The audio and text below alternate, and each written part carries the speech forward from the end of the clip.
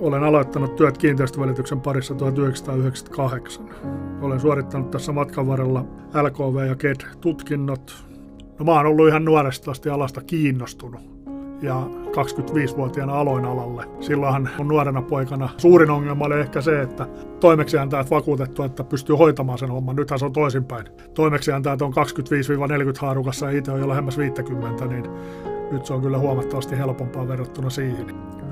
Työ on minulle enemmänkin elämäntapa, joten olen hyvin joustavasti asiakkaiden käytettävissä.